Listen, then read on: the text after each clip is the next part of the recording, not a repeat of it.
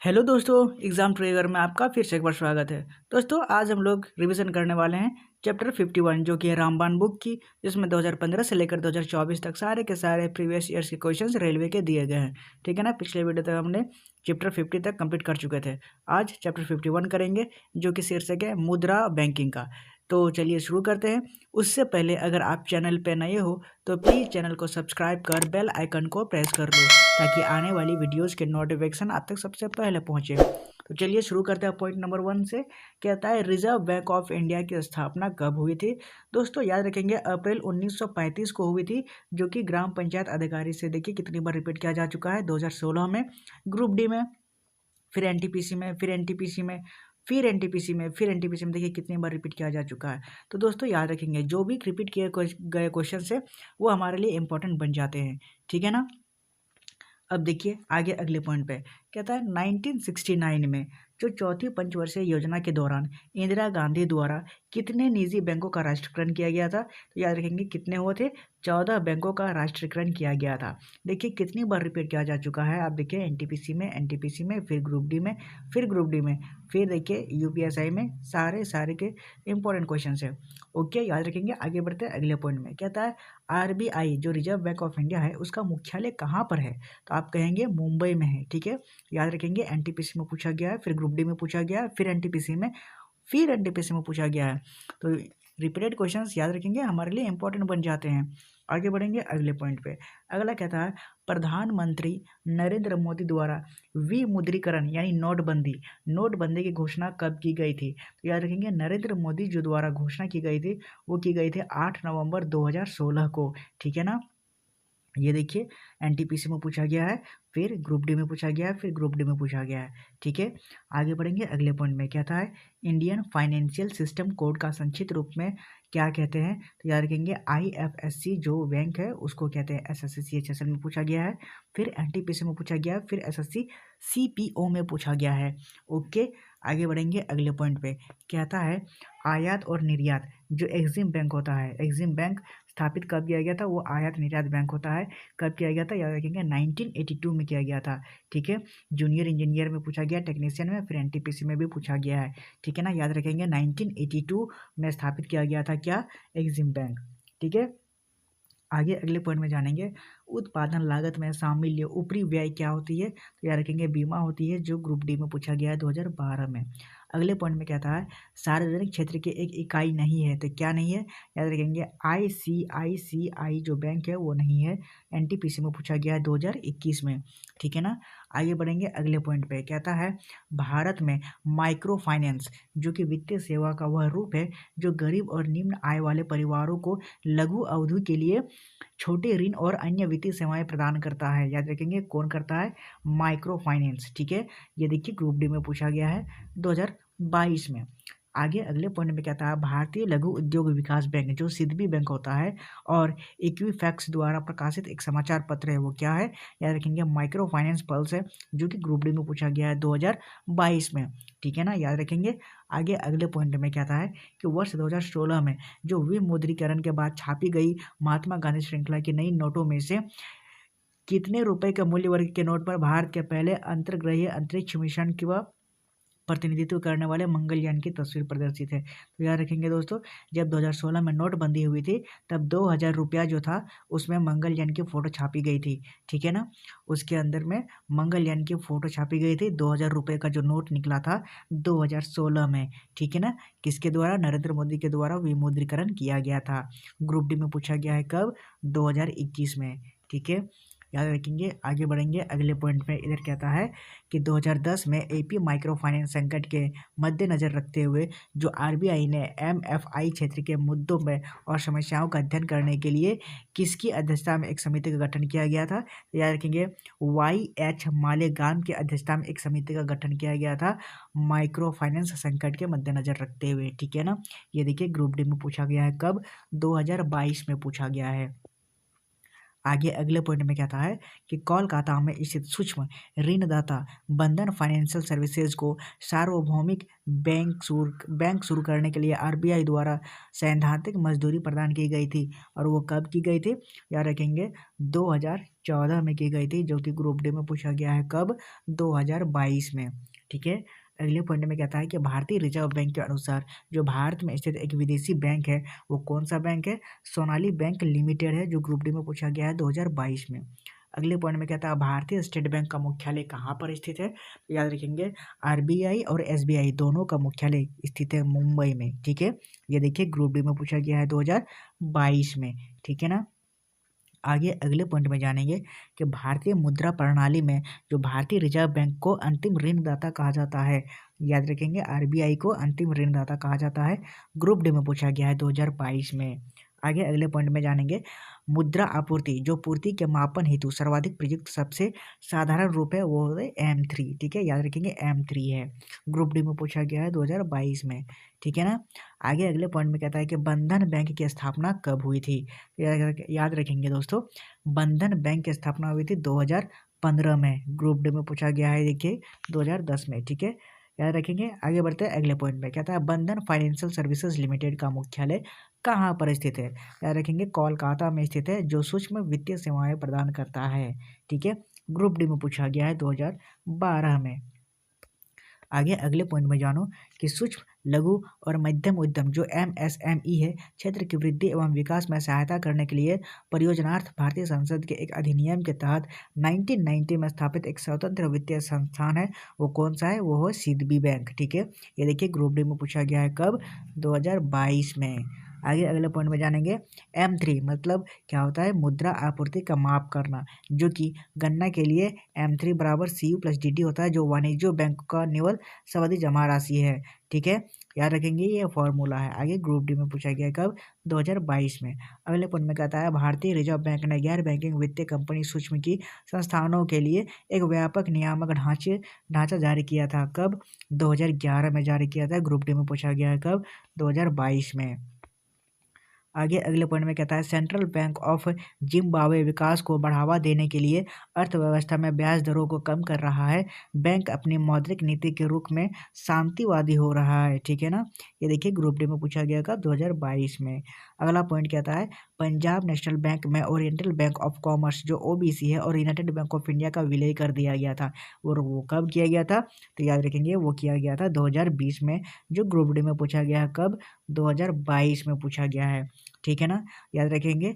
आगे बढ़ेंगे अगले पॉइंट की तरफ जानेंगे, ये देखिए क्या कहता है, कहता है भारत में आरक्षित नकदी निधि अनुपात जो CRR है का निर्धारण कब किया जाता है, तो याद रखेंगे किसके द्वारा, याद रखेंगे आरबीआई के द्वारा किया जाता है, सॉरी CRR का निर्धारण किसके द्वारा किया जाता है, तो आरबीआई के द्वारा। ये देखिए ग्रुप डी में पूछा गया है 2022 में। आगे अगले पॉइंट में जानो कि किसी व्यक्ति के पिछले क्रेडिट इतिहास के आकलन के लिए प्रयुक्त शब्द जिसे आमतौर पर 300 से 900 के बीच की संख्या में दर्शाया जाता है वह शब्द क्या है, तो याद रखेंगे साख रेटिंग होता है वो, RRB ग्रुप डी में पूछा गया है 2022 में। ठीक है ना। आगे देखेंगे अगले पॉइंट में, कहता है भारतीय रिजर्व बैंक का राष्ट्रीयकरण कब किया गया था, तो याद रखेंगे 1 जनवरी 1949 से प्रभावी हुआ था, 1949 को किया गया था इसका राष्ट्रीयकरण। कब किया गया था, 1949 में, और ये पूछा गया है 2022 ग्रुप डी में। ठीक है, अगले पॉइंट में जानो कि भारत में साख नियंत्रण का कार्य कौन करती है, तो याद रखेंगे भारतीय रिजर्व बैंक करती है, जो कि ग्रुप डी में पूछा गया है 2022 में। अगला पॉइंट है कि भारतीय रिजर्व बैंक की मुख्य भूमिका क्या है, तो याद रखेंगे यह भारत में वित्तीय क्षेत्र का समेकित पर्यवेक्षण करता है, जो ग्रुप डी में पूछा गया 2022 में। अगला पॉइंट है कि जुलाई 2019 में उस समय के सबसे बड़े NBFC या फिर MFI जो भारत फाइनेंशियल का इंडसइंड बैंक के साथ विलय हो गया था, जो कि भारत फाइनेंशियल इंक्लूजन लिमिटेड है, जो ग्रुप डी में पूछा गया कब, 2022 में। ठीक है, आगे अगले पॉइंट में कहता है कि बैंक ऑफ बड़ौदा के संस्थापक कौन थे, तो याद रखेंगे महाराजा सयाजी राव गायकवाड़ तृतीय थे, जो बैंक ऑफ बड़ौदा के संस्थापक थे। कब पूछा गया है, ग्रुप डी में 2022 में। आगे कहता है वह संस्थान जिसने 1992 में पायलट आधार पर भारत में माइक्रो फाइनेंस गतिविधि शुरू की थी वो थी नाबार्ड, जो कि ग्रुप डी में पूछा गया था कब, 2022 में। अगला पॉइंट कहता है मुद्रा का प्राथमिक कार्य क्या है, तो याद रखेंगे ये विनिमय का माध्यम है, जो कि ग्रुप डी में पूछा गया है कब, 2022 में। अगला पॉइंट है 2014 में भारतीय रिजर्व बैंक द्वारा बैंक लाइसेंस प्राप्त करने वाला देश का पहला माइक्रो फाइनेंस संस्थान कौन सा था। याद रखेंगे बंधन फाइनेंशियल सर्विसेज प्राइवेट लिमिटेड जो है वो आरबीआई द्वारा बैंक लाइसेंस प्राप्त करने वाला पहला देश का पहला माइक्रो फाइनेंस संस्थान है। ठीक है, ग्रुप डी में पूछा गया है कब, 2022 में। ठीक है, अब जानेंगे फुल फॉर्म, जो कि एनबीएफसी का फुल फॉर्म क्या है, तो याद रखेंगे नॉन बैंकिंग फाइनेंशियल कंपनी होता है, जो ग्रुप डी में पूछा गया कब, 2022 में।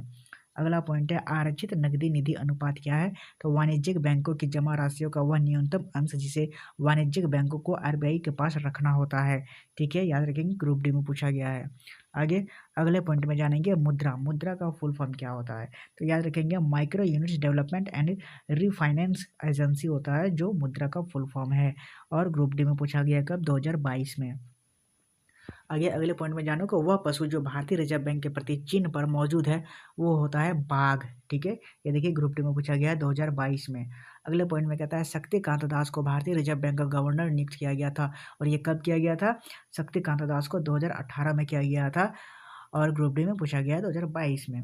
अगले पॉइंट में कहता है एमएफआई के लिए विकास निधि का प्रबंधन किया जाता है, और ये किसके द्वारा किया जाता है, तो याद रखेंगे भारतीय रिजर्व बैंक के द्वारा किया जाता है।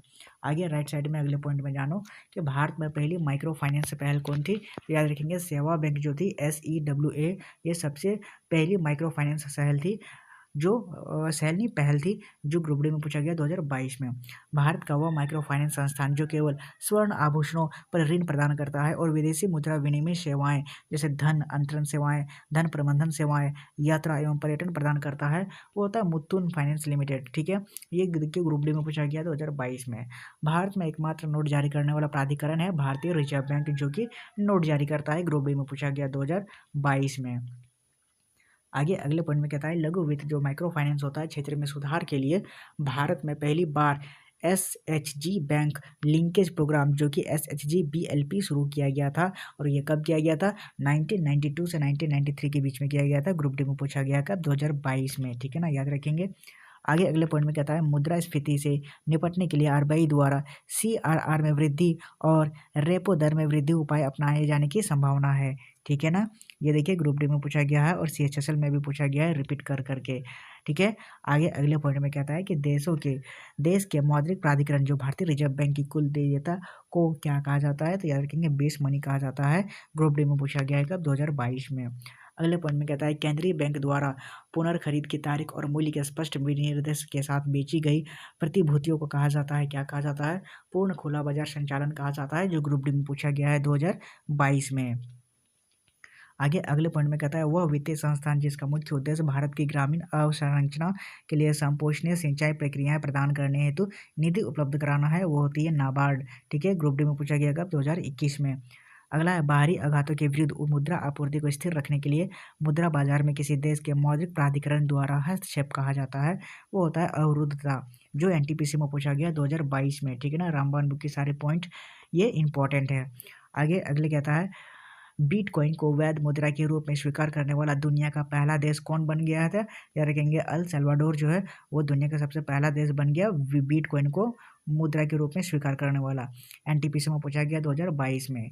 अगले पॉइंट में कहता है भारतीय रिजर्व बैंक के केंद्रीय बोर्ड में किसी भी समय पूर्णकालिक उप गवर्नरों की अधिकतम संख्या क्या हो सकती है, याद रखेंगे 4 हो सकती है, जो कि ग्रुप डी में पूछा गया है। ठीक है, आगे अगले पॉइंट में कहता है कि भारतीय रिजर्व बैंक का कार्य हर समय बैंकों को उधार देने के लिए तैयार रहना है, और इसलिए इसे अंतिम ऋणदाता कहा जाता है, याद रखेंगे भारतीय रिजर्व बैंक के। ठीक है, NTPC में पूछा गया कब, 2022 में। आगे अगले पॉइंट में जानेंगे कि उच्च शक्ति मुद्रा को समुचित रूप से परिभाषित करता है केंद्रीय बैंक द्वारा जारी मुद्रा, जिसे जनता या फिर वाणिज्यिक बैंकों द्वारा धारित किया जा सकता है, कब पूछा गया है, NTPC में। ठीक है, आगे जानेंगे कि खुला बाजार परिचालन जो बैंकिंग प्रणाली है, खुला बाजार परिचालन बैंकिंग प्रणाली में धन का विस्तार या संकोचन करने और ब्याज दरों को प्रभावित करने के लिए केंद्रीय बैंक द्वारा की जाने वाली सरकारी प्रतिभूतियों की खरीद या फिर बिक्री को संदर्भित करता है, जो कि खुला बाजार परिचालन होता है। NTPC में पूछा गया 2022 में। ठीक है, आगे जानेंगे विजया बैंक और देना बैंक का विलय किस बैंक के साथ हुआ है। याद रखेंगे विजया बैंक और देना बैंक का जो विलय हुआ है वो है बैंक ऑफ बड़ौदा के। ठीक है, ये देखिए कितनी बार रिपीट कर चुका है, एनटीपीसी में, एनटीपीसी में, फिर एनटीपीसी में, फिर एनटीपीसी में, रिपीटेड क्वेश्चन से। याद रखेंगे देना बैंक और विजया बैंक दोनों का विलय है बैंक ऑफ बड़ौदा, याद रखेंगे। आगे बढ़ेंगे अगले पॉइंट पे, कहता है नाबार्ड का सही फुल फॉर्म क्या है। तो याद रखेंगे national bank for agriculture and rural development होता है। ठीक है, ये देखिए एनटीपीसी में पूछा गया, फिर आरआरबी जेई में पूछा गया है। आगे अगले पॉइंट में जानो कि राष्ट्रीय कृषि एवं ग्रामीण विकास बैंक जो नाबार्ड की स्थापना कब की गई थी। तो याद रखेंगे वर्ष 1982 में की गई थी, एनटीपीसी में पूछा गया है, फिर एनटीपीसी में पूछा गया है। ठीक है ना, नाबार्ड बैंक को इंग्लिश में ऐसे बोलते हैं national bank for agriculture and rural development, और नाबार्ड को हिंदी में कहते हैं राष्ट्रीय कृषि एवं ग्रामीण विकास बैंक। ठीक है, 1982 में इसकी स्थापना की गई थी। आगे जानेंगे सिडबी का फुल फॉर्म। सिडबी बैंक है, उसका फुल फॉर्म क्या है। तो small industries development bank of India होता है यह सिडबी का फुल फॉर्म, जो कि एनटीपीसी में पूछा गया है 2021 में। आगे पॉइंट में कहता है वह समिति जिसका गठन बैंकिंग क्षेत्र में सुधार हेतु किया गया है वो होता है नरसिम्हा। ठीक है, एनटीपीसी में पूछा गया है 2021 में। अगले पॉइंट में कहता है बैंकिंग क्षेत्र में ईडीडी का पूर्ण रूप क्या है, यानी फुल फॉर्म। याद रखेंगे एनहेंस्ड ड्यू डिलीजेंस होता है, जो कि एनटीपीसी में पूछा गया है 2021 में। अगले पॉइंट में कहता है वित्तीय समावेशन का विवरण हो सकता है निर्धनों को सस्ते मूल्य पर वित्तीय सेवाओं का वितरण, जो कि एनटीपीसी में पूछा गया 2021 में। ठीक है, अगले पॉइंट में है कि एक संपत्ति जो एक उधारकर्ता के पास होती है और एक ऋणदाता को गारंटी के रूप में उपयोग करती है जब तक कि ऋण चुकाया नहीं जाता है, क्या आता है, संपार्श्विक। ठीक है, एनटीपीसी में पूछा गया 2021 में। अगले पॉइंट में है कि अधिकांश रोबोटिक्स बैंकिंग का प्रयोग बढ़ रहा है, भविष्य वित्तीय लेन देन के लिए वायरलेस प्रौद्योगिकी पर आधारित होंगे। ठीक है ना, वायरलेस पे एनटीपीसी में पूछा गया 2017 में। आगे जानेंगे कि भारतीय मुद्रा के नोट मुद्रित किए जाते हैं, मतलब कि भारतीय मुद्रा जो रुपया है वो कहाँ छापा जाता है। याद रखेंगे नासिक में छापा जाता है, एनटीपीसी में पूछा गया है। ठीक है, और याद रखेंगे अगले पॉइंट पे रुपए के लिए जो चीन है ये जो चीन है को डिजाइन करने के लिए आयोजित प्रतिस्पर्धा को विजेता कौन है। याद रखेंगे डॉक्टर उदय कुमार है, जो कि एनटीपीसी में पूछा गया है 2016 में, उदय कुमार। ठीक है, आगे जानेंगे ये है भारतीय रुपए का नया मुद्रा जो प्रत्येक आधिकारिक तौर पर अपनाया गया था वो कब अपनाया गया था। तो याद रखेंगे वो अपनाया गया था 2010 में। देखिए कितनी बार रिपीट किया जा चुका है, एनटीपीसी में, एसएससी जीडी में, फिर एसएससी सीजीएल में। ठीक है, अगले पॉइंट में है कि भारतीय मुद्रा नोटों की छपाई के लिए उपयोग की जाने वाली जो सामग्री है वो कपास एवं कपास के पत्ते होते हैं, जो कि एनटीपीसी में पूछा गया है। ठीक है, 2016 में। आगे जानेंगे अगले पॉइंट पे, कहता है 1 रुपए के नोट पर हस्ताक्षर होते हैं केंद्रीय वित्त सचिव के। ठीक है, यानी फाइनेंस मिनिस्टर के, फाइनेंस सेक्रेटरी के। आगे अगले पॉइंट में कहता है कि पूर्व प्रधानमंत्रियों में से जो डॉक्टर मनमोहन सिंह का नाम भारतीय करेंसी नोटों पर देखा जा सकता है। ठीक है, एनटीपीसी में पूछा गया 2016 में। आगे अगले पॉइंट में कहता है कि भारतीय करेंसी नोटों के पिछले भाग पर जो 15 भाषाएं मुद्रित होती है। याद रखिए कितने भाषाएं मुद्रित होती है, तो 15 भाषाएं। ठीक है, भारतीय करेंसी के पीछे तरफ रुपयों के पीछे साइड 15 भाषाएं लिखी होती है, एनटीपीसी में पूछा गया 2016 में। अगला पॉइंट है कि भारतीय रिजर्व बैंक ने मार्च 2018 को आधार अवधि मानते हुए भुगतानों के डिजिटलीकरण के स्तर को रिकॉर्ड करने के लिए एक डिजिटल भुगतान सूचकांक जो कि डीपीआई निर्मित किया गया था। कब किया गया था, 2018 में। ठीक है, आगे अगले पॉइंट में कहता है कि भारत सरकार ने इंद्रधनुष फ्रेमवर्क कार्यक्रम की शुरुआत जो की गई थी वो कब की गई थी, किसके लिए, सार्वजनिक क्षेत्र के बैंकों के पुनरुद्धार करने के लिए की गई थी, जो कि एनटीपीसी में पूछा गया 2020 में। अगला पॉइंट कहता है आईडीबीआई जो भारतीय औद्योगिक विकास बैंक की स्थापना कब हुई थी। यह रखेंगे 1964 में की गई थी, एनटीपीसी में पूछा गया है 2021 में। अगला पॉइंट कहता है कि भारतीय रिजर्व बैंक के पहले भारतीय गवर्नर कौन बने थे। तो याद रखेंगे सी.डी. देशमुख बने थे, एनटीपीसी में पूछा गया 2021 में। ठीक है, आगे अगले पॉइंट में कहता है कि सुरक्षित ई भुगतान के विकल्प के लिए आरबीआई ने शुरुआत कब की थी। रखेंगे विजन 2021 की शुरुआत की थी, विजन। ठीक है, ई भुगतान के विकल्प के लिए। आगे क्षेत्रीय ग्रामीण बैंकों की स्थापना कब की गई थी, वर्ष 1975 में की गई थी, क्योंकि एनटीपीसी में पूछा गया 2021 में। अगले पॉइंट में भारत में उदारीकरण जो कि विनिमय दर प्रदान प्रणाली जो LERMS की स्थापना की गई थी वो 1992 में, एनटीपीसी में पूछा गया है, फिर बैंकिंग 1992 में पूछा गया। ठीक है, आगे है बैंकिंग के क्षेत्र में SLR का पूर्ण रूप यानी उसका फुल फॉर्म क्या है, तो याद रखेंगे स्टैट्यूटरी लिक्विडिटी रेशियो है, जो कि एनटीपीसी में पूछा गया है रिपीट कर करके। ठीक है, आगे अगले पॉइंट में कहता है भारत का सबसे बड़ा वाणिज्यिक बैंक कौन सा है, तो याद रखेंगे भारत में सबसे बड़ा भारतीय स्टेट बैंक होता है, जो कि एनटीपीसी में पूछा गया है। आगे अगला पॉइंट है कि आरबीआई का प्रतीक क्या है, तो याद रखेंगे एक ताड़ के पेड़ के सामने बंगाल टाइगर है आरबीआई का एक प्रतीक। ठीक है, एनटीपीसी में पूछा गया है 2021 में। अगले पॉइंट है कि भारतीय स्टेट बैंक की स्थापना कब हुई थी, तो याद रखेंगे भारतीय स्टेट बैंक की स्थापना हुई थी 1806 में, और भारतीय रिजर्व बैंक की स्थापना हुई थी 1935 को, दोनों याद रखेंगे। आगे है स्टेट बैंक ऑफ इंडिया को राष्ट्रीयकृत कब किया गया था, तो याद रखेंगे 1955 को किया गया था। और जो भारतीय रिजर्व बैंक है उसको राष्ट्रीयकरण कब किया गया था, याद रखेंगे 1949 को किया गया था। ठीक है, दोनों इंपॉर्टेंट है। आगे राष्ट्रीयकरण के बाद इंपीरियल बैंक ऑफ इंडिया का नाम बदलकर भारतीय स्टेट बैंक कब कर दिया गया था, तो ये भी सबसे ज़्यादा इंपॉर्टेंट है कि इंपीरियल बैंक ऑफ इंडिया का नाम बदलकर भारतीय स्टेट बैंक कब कर दिया गया था, 1955 में। ठीक है, 1955 से पहले जो था वो भारतीय स्टेट बैंक का नाम था इंपीरियल बैंक ऑफ इंडिया। 1955 के बाद भारतीय स्टेट बैंक बन गया उसका नाम बदलकर। ठीक है, एनटीपीसी में पूछा गया है रिपीट कर करके। आगे अगले पॉइंट में कहता है बैंक ऑफ मद्रास जो बैंक ऑफ कलकत्ता और बैंक ऑफ बॉम्बे का विलय करके कौन से बैंक का गठन किया गया था, याद रखेंगे इंपीरियल बैंक ऑफ इंडिया, जो कि अभी है वर्तमान में भारतीय स्टेट बैंक। ठीक है, एनटीपीसी में पूछा गया 2021 में। तीनों को बैंक का मिलेगा एक बैंक का गठन किया गया था। आगे पूरी तरह से भारतीय द्वारा प्रबंधित पहला बैंक कौन था, तो याद रखेंगे पंजाब नेशनल बैंक जो सबसे पहला बैंक था। ठीक है, एनटीपीसी में पूछा गया 2021 में। आगे बैंक दर का जो शाब्दिक अर्थ होता है वो क्या होता है, याद रखेंगे केंद्रीय बैंक द्वारा वाणिज्यिक बैंकों को दिए गए अपने ऋणों पर लगाई जाने वाली ब्याज को कहते हैं बैंक दर। ठीक है, एनटीपीसी में पूछा गया 2021 में। अगला पॉइंट है बैंक दर जो वह ब्याज दर होती है जिस पर केंद्रीय बैंक वाणिज्यिक बैंकों को ऋण देता है, जो कि एनटीपीसी में पूछा गया है 2021 में। आगे अगला पॉइंट में कहता है वह समिति जो भारतीय बैंकिंग पर्यवेक्षण विषयक अनुशंसाओं में संबंधित है, एक पद्मनाभन समिति द्वारा एनटीपीसी में पूछा गया है 2021 में। ठीक है, आगे अगले पॉइंट में कहता है कि अक्टूबर 2020 तक प्राप्त जानकारी के अनुसार भारत में सार्वजनिक क्षेत्रों के बैंकों की संख्या कितनी है, तो याद रखेंगे 12 बैंकों की संख्या है। यार एनटीपीसी में पूछा गया कब, 2021 में। ठीक है, आगे अगले पॉइंट में कहता है भारत में बचत खाते पर दी जाने वाली जो ब्याज दर है वो संबंधित बैंक के द्वारा निर्धारित की जाती है। ठीक है, एनटीपीसी में पूछा गया है 2021 में। आगे जानेंगे मुद्रा निर्गत करने के लिए जो भारतीय रिजर्व बैंक द्वारा क्या किया गया था, किसके कौन सी व्यवस्था अपनाई गई थी, या रखेंगे न्यूनतम भंडारण प्रणाली अपनाई गई थी। एनटीपीसी में पूछा गया है 2021 में। आगे जानेंगे अगले पॉइंट में कहता है वह बैंक जिसकी स्थापना 1770 में भारत के कलकत्ता में यूरोपीय प्रबंधन के अधीन की गई थी वो थी बैंक ऑफ हिंदुस्तान, जो कि एनटीपीसी में पूछा गया है रिपीट कर करके। आगे है 8 नवंबर 2016 को जो विमुद्रीकरण की घोषणा के समय में भारतीय रिजर्व बैंक के गवर्नर कौन थे, याद रखेंगे जब नोटबंदी हुई थी तो उस समय उसके गवर्नर थे उर्जित पटेल। एनटीपीसी में पूछा गया है 2020 में।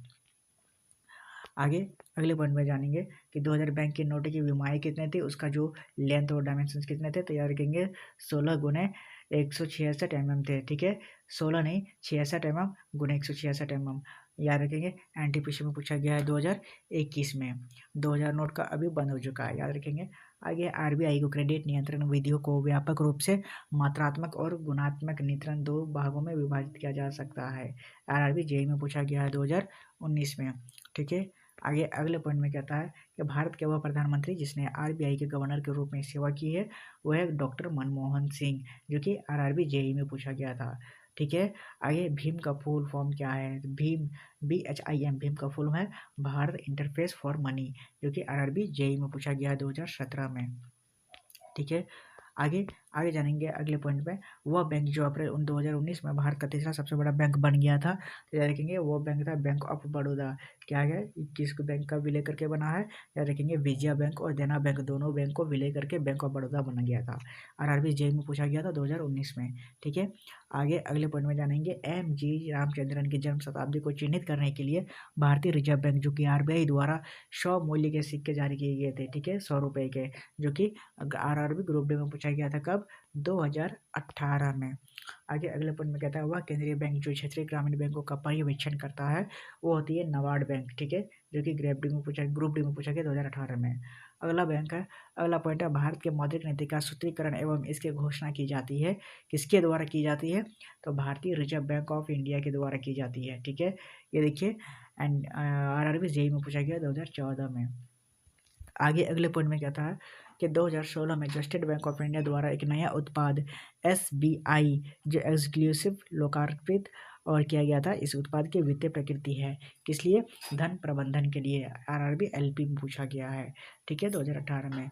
आगे अगले पॉइंट में कहता है कि थीम आधारित करेंसी नोट के संबंध में नई नीति के अनुसार 200 रुपये के नोट पर छपा गया सांची का स्तूप है, जो मध्य प्रदेश में है, भारत की सांस्कृतिक विरासत का एक प्रतीक है, ठीक है। 200 रुपये के नोट में सांची का स्तूप छापा गया था।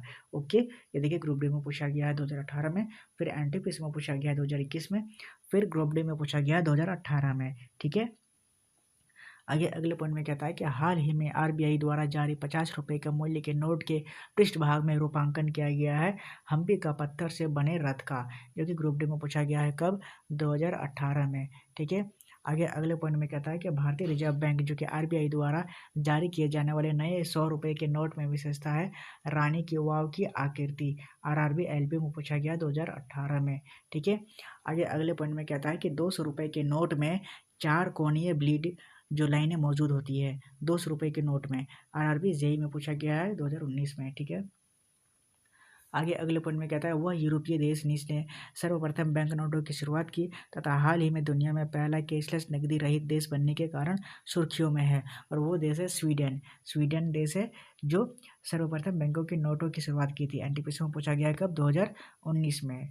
आगे एनईएफटी और आरटीजीएस के साधन क्या है? मुद्रांतरण के लिए, यानी मनी ट्रांसफर के लिए एनईएफटी और आरटीजीएस का इस्तेमाल किया जाता है, ठीक है। आगे जानेंगे अगले पॉइंट में। कहता है कि वह बैंक जिसने भारत के बिना संपर्क आधारित मोबाइल भुगतान सुविधा प्रारंभ की थी वो थी आईसीआईसीआई बैंक, ठीक है। एनटीपीसी में पूछा गया 2014 में। आगे एक अमूर्त परिसंपत्ति है, वो होती है शाख। शाख मतलब ब्रांच होता है, जो एनटीपीसी 2016 में पूछा गया है, ठीक है, याद रखेंगे। अगले पॉइंट में कहता है कि बैंकिंग कारोबार की शुरुआत हेतु साझेदारों की अधिकतम सीमित संख्या कितनी है? तो याद रखेंगे 20 संख्या जो है बैंकिंग कारोबार की शुरुआत के लिए। एनटीपीसी में पूछा गया 2016 में। आगे है भारत में पहला बैंक कौन सा था? याद रखेंगे बैंक ऑफ हिंदुस्तान जो था वो भारत में पहला बैंक था। एनटीपीसी में पूछा गया 2016 में। अब तक मुद्रित सबसे बड़ी करेंसी कौन सी है? याद रखेंगे 10,000 के नोट जो छापी गई थी भारत में सबसे अधिक मुद्रित बड़ी करेंसी है, ठीक है। आगे अगले पॉइंट में कहता है भारत का पहला बैंक जो केवल महिलाओं के लिए है वह है भारतीय महिला बैंक, जो कि आरआरबी जेई में पूछा गया है।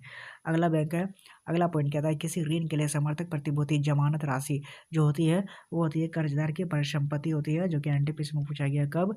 2017 में, ठीक है।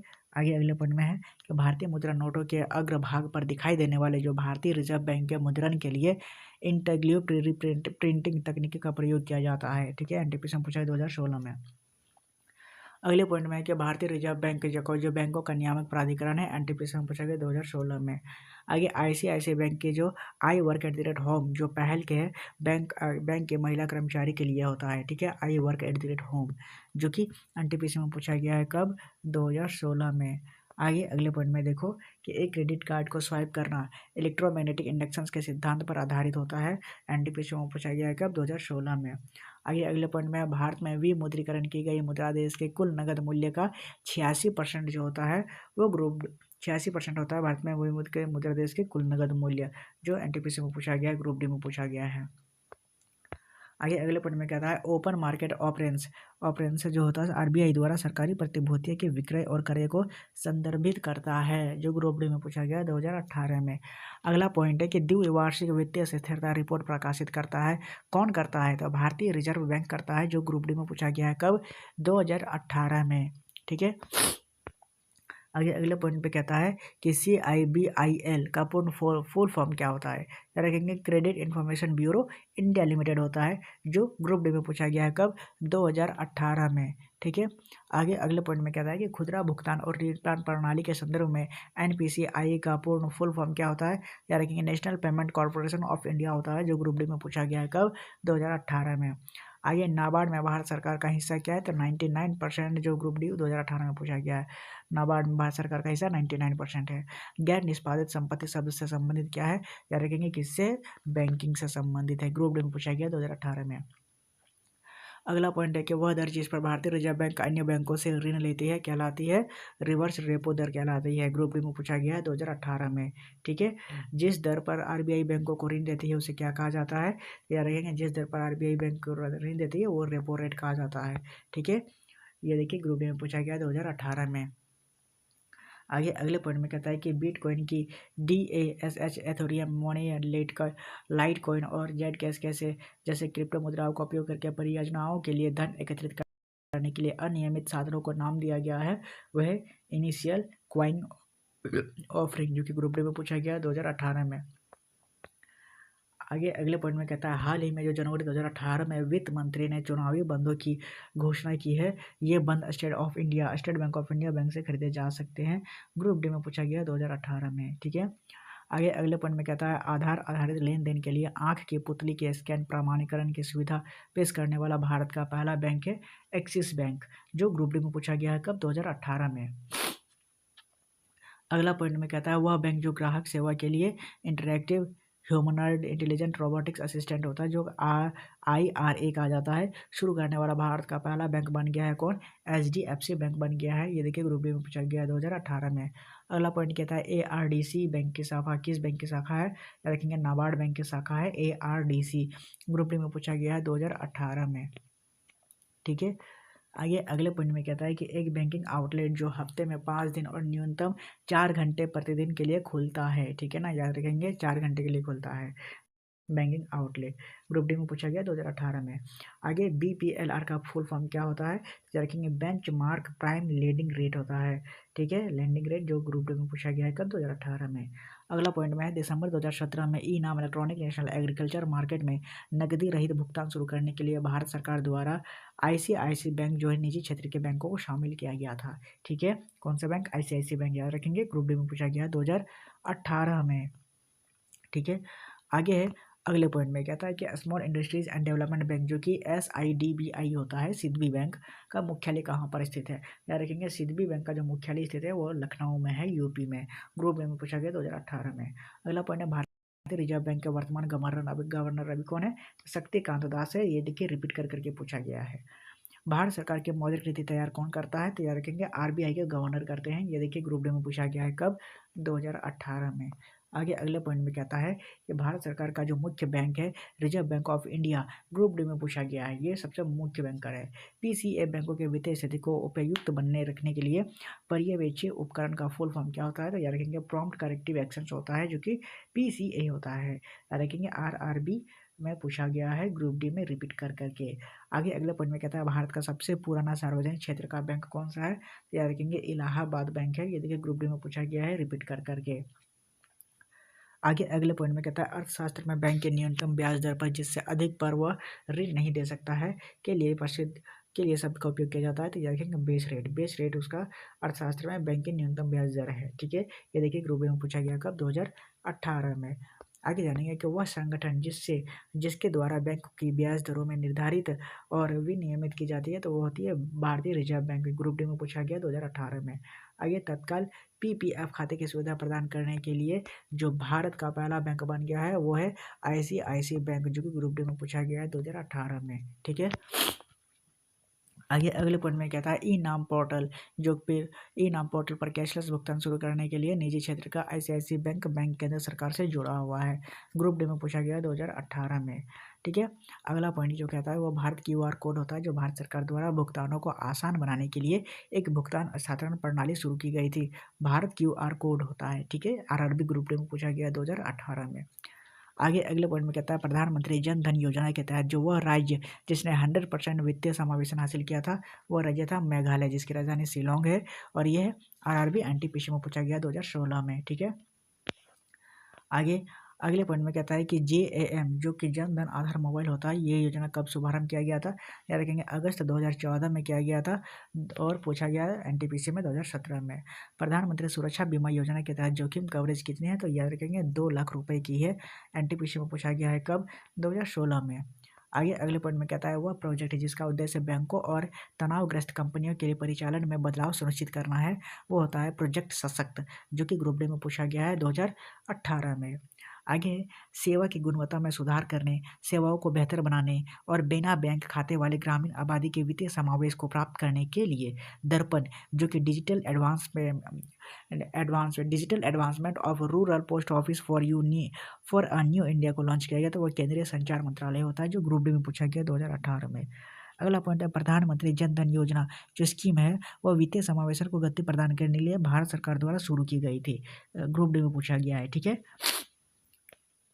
आगे अगले पॉइंट में कहता है औपचारिक बैंकिंग प्रणाली के भीतर लोगों को लाने के उद्देश्य से केंद्र सरकार की पहल को कहा जाता है जन धन योजना, जो ग्रुप डी में पूछा गया है 2018 में। अगला पॉइंट कहता है राष्ट्रीय पेंशन योजना में पंजीकरण के लिए अधिकतम आयु कितनी है? तो याद रखेंगे पेंशन योजना के लिए अधिकतम आयु है 65 वर्ष की आयु। ग्रुप डी में पूछा गया है 2018 में। अगला पॉइंट कहता है असंगठित क्षेत्र के श्रमिकों को अपने बुढ़ापे के लिए स्वेच्छा से बचत करने को प्रोत्साहित करने के लिए 2010 में एक पहल शुरू की गई थी, जिसे स्वावलंबन योजना नाम से जाना जाता है, जो ग्रुप डी में पूछा गया है रिपीट कर करके 18 में, ठीक है। अगले पॉइंट में कहता है कि वह कार्यक्रम जिसका उद्देश्य सार्वजनिक क्षेत्रों के बैंकों पर बोझ बनी परिसंपत्तियों की समस्या का हल निकालना है, वो सशक्त कानून होता है, जो ग्रुप डी में पूछा गया 2018 में। आगे राष्ट्रीय पेंशन योजना, जो एनपीएस होता है, नेशनल पेंशन स्कीम, किसके द्वारा निर्मित किया जाता है, विनियमित किया जाता है? तो याद रखेंगे पीएफआरडीए द्वारा किया जाता है। एनटीपीसी में पूछा गया 2021 में, ठीक है। डाक विभाग ने सितंबर 2020 में देश के ग्रामीण क्षेत्रों में डाक संबंधित स्कीमों की सार्वभौमिक कवरेज को सुनिश्चित करने के लिए 5 स्टार विलेजा नामक स्कीम शुरू किया गया था। एनटीपीसी में पूछा गया था 2021 में। आगे प्रधानमंत्री मुद्रा योजना का उद्देश्य क्या है? तो याद रखेंगे प्रधानमंत्री मुद्रा योजना का उद्देश्य गैर कारपोरेट लघु व्यापार क्षेत्रों को वित्तीय सहायता का प्रावधान करना, ठीक है। ये देखिए एनटीपीसी में पूछा गया है। आगे अगले पॉइंट में कहता है 28 अगस्त 2014 को जो प्रधानमंत्री जन धन योजना है वो इसकी शुरुआत किसने की थी?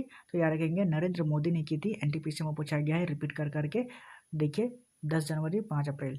आगे अगले पॉइंट में कहता है सार्वजनिक क्षेत्र के बैंकों का पुनर्पूंजीकरण से संबंधित है, याद रखेंगे इंद्रधनुष 2.0 के नाम से। आरआरबी एनटीपीसी 2021 में पूछा गया है, ठीक है। आगे अगले पॉइंट में कहता है कि अटल पेंशन योजना के अंतर्गत अनुमान्य मासिक पेंशन की न्यूनतम राशि कितनी है? तो 1000 रुपये होती है, जो कि एनटीपीसी में पूछा गया 2021 में, 1000 रुपये। आगे है वह संगठन जो भारत के रुग्ण या फिर विफल उद्योगों के लिए कार्य करता है, वो होता है औद्योगिक और वित्तीय पुनर्निर्माण बोर्ड, ठीक है ना, याद रखेंगे। आगे अगले पॉइंट में कहता है एक क्षेत्रीय ग्रामीण बैंक में भारत सरकार का हिस्सा कितना होता है? याद रखेंगे 50% का एक हिस्सा होता है। आगे अगले पॉइंट में भारत में मौद्रिक नीति लागू करता है कौन? भारतीय रिजर्व बैंक करता है, ठीक है।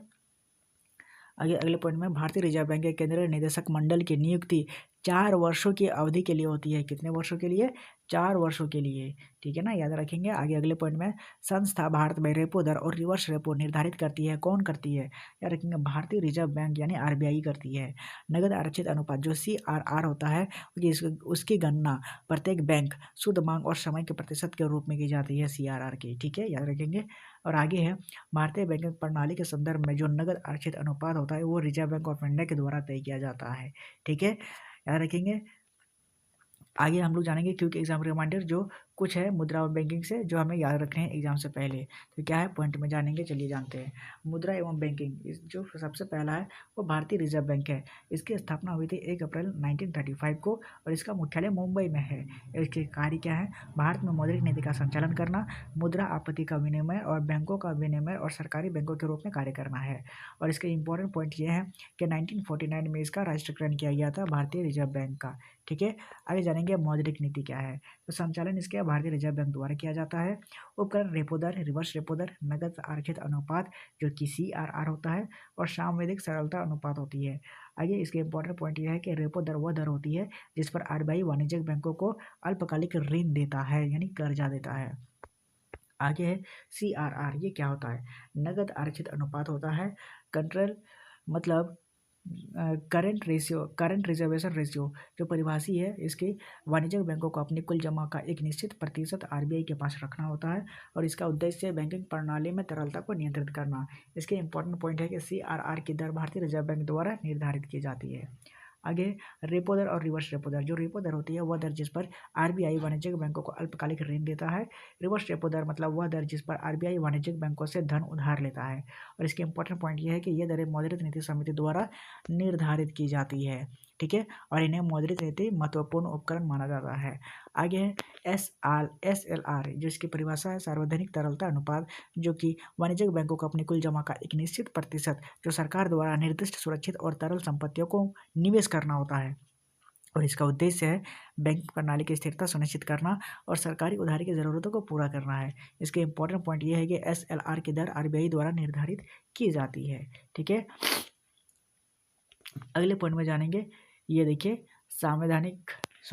वित्तीय समावेशन की योजनाएं, जो प्रधानमंत्री जनधन योजना होती है, ये इसका उद्देश्य है सभी भारतीय नागरिकों को बैंकिंग की सुविधा से जोड़ना था, और लाभ इसके तहत 0 बैलेंस पर बैंक खाता और रुपए डेबिट कार्ड और 1 लाख रुपए का दुर्घटना बीमा कवर होता है। ठीक है, इसके इंपॉर्टेंट पॉइंट ये है कि 28 अगस्त 2014 को प्रधानमंत्री नरेंद्र मोदी द्वारा इसको लॉन्च किया गया था।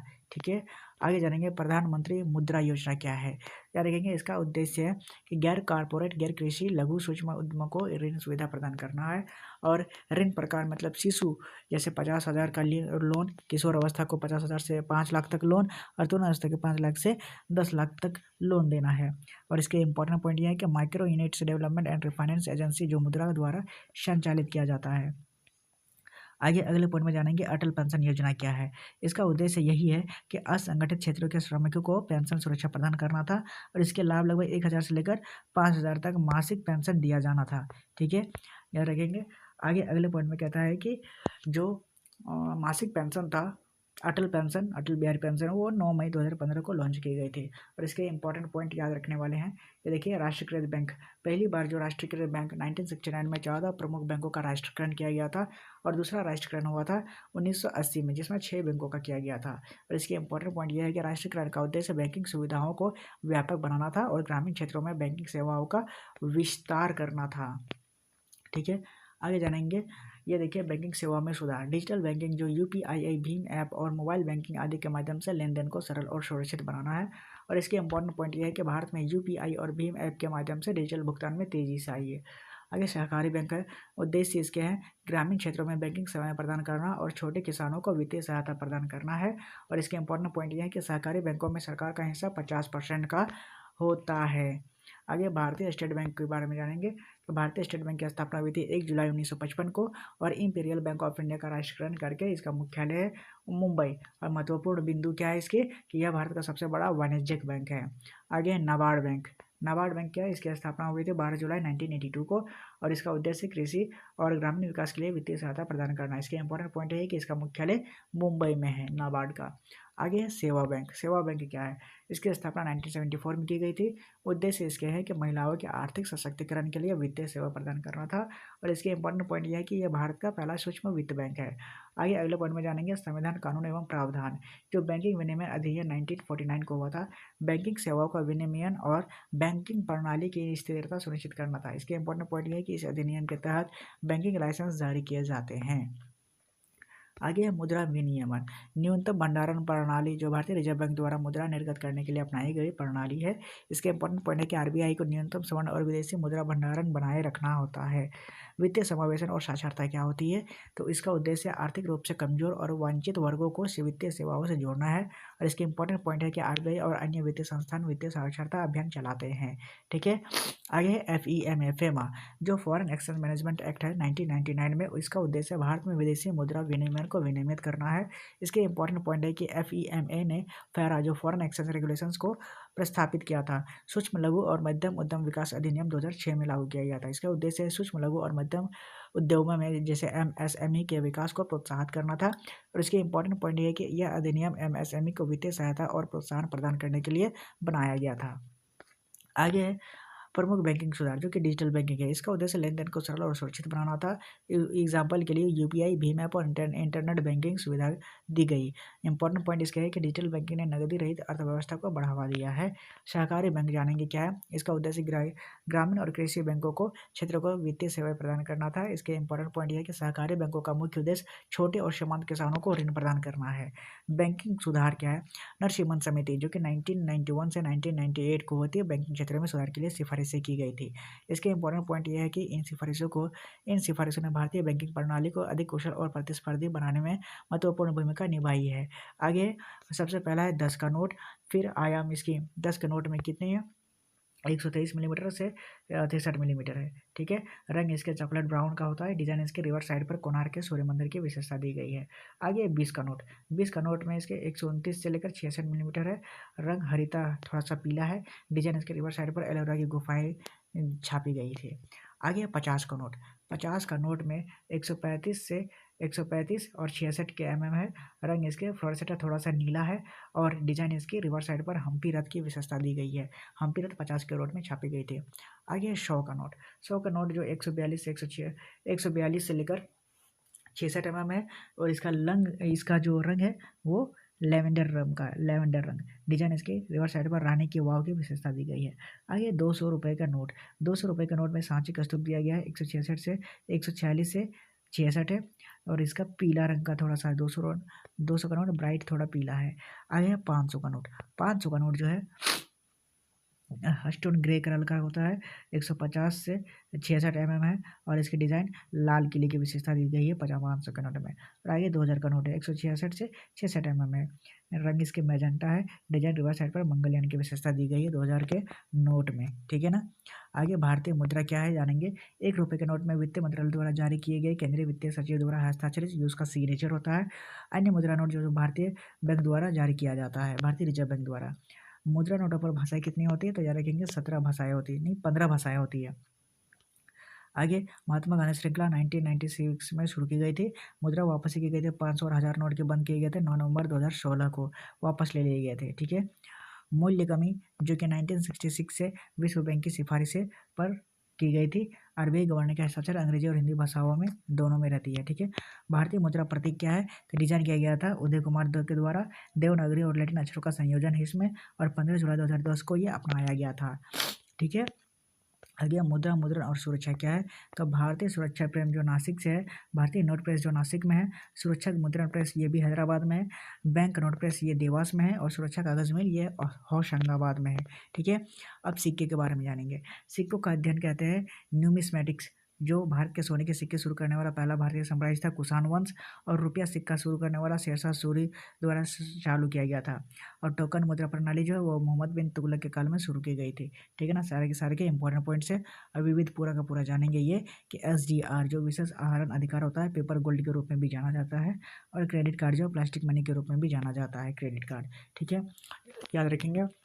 भारतीय मुद्रा और बैंकिंग से सारे के सारे इंपॉर्टेंट क्वेश्चंस आज के यहीं समाप्त होते हैं। उम्मीद करता हूँ आपको पसंद आया होगा।